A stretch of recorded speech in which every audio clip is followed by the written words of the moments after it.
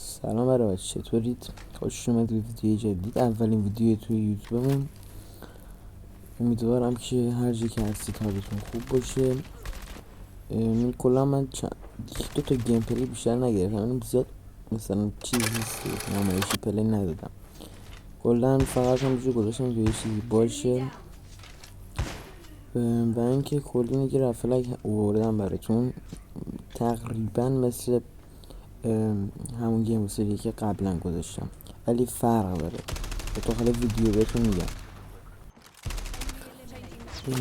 و اینکه این اولین ویدیو یوتیوب من انتظار ندارم که لایک و ویو بخوره، ولی خب من میذارم دیگه. الان هم فردا مدارس اینو باز میشه واسه همه، کردن اوضاع خراب میشه. فایل مورد نیوزم داخل تلگرامه، لینکش هم داخل دیسکریپشن میذارم براتون. و ویدیو بعدی طبق نظرسنجی باید ماژول باشه، ماژولایی که قبلا گذاشتم حالا اکثرا فکرم تست کردید خیلی خوب بودن. یه دونه هم فکر کنم برای تاچ هست، نمیدونم اونو بذارم یا نه. و یه چیز دیگه، یه چیز خیلی مهم که از این طریق میتونید دانه حمایت کنید، این که یه حالا لایکی که میزنید کار ندارم، کامنت انگلیسی خیلی مهمه.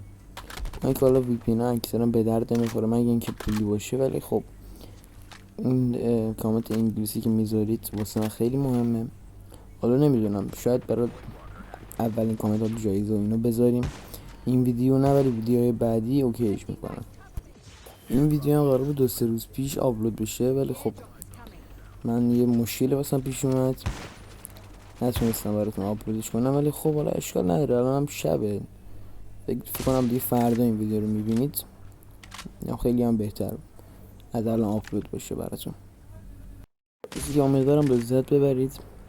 بریم سراغ آموزش. خب فایل رو براتون داخل تلگرام میذارم، همینجا برید نصب کنید. مثل گیم بسر قبلی نیست و راحت کنار بقیه برنامه‌هاتون میاد. شما واردش بشید، وقتی واردش بشید دسترسی ازتون میخواد، دسترسی رو همه رو بهش بدین.